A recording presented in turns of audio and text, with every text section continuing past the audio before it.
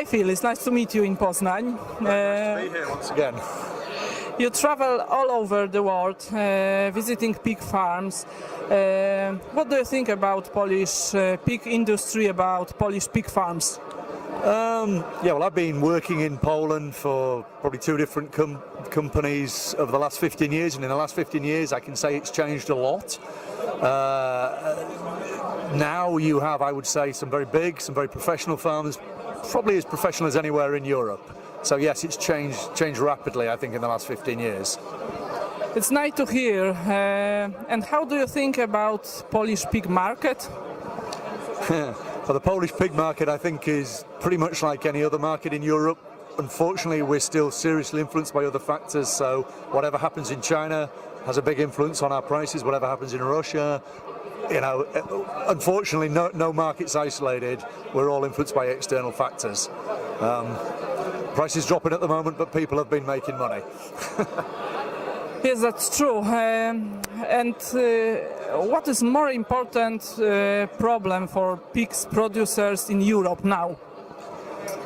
I would guess from my travels, I think the things that we're sort of mostly worried about as external factors is disease. You know, we've got African swine fever in different parts of Europe, which is partially controlled, still a danger.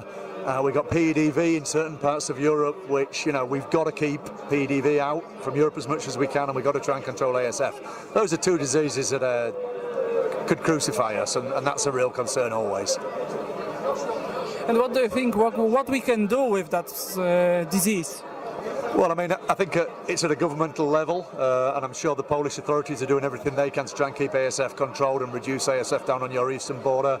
But it's also, you know, every single pig farmer just has to, and I was saying this at a conference last week, if you think your biosecurity is good enough, look at it again, speak to another vet, increase your biosecurity. Your biosecurity is never going to be good enough, just keep on increasing it and improving it.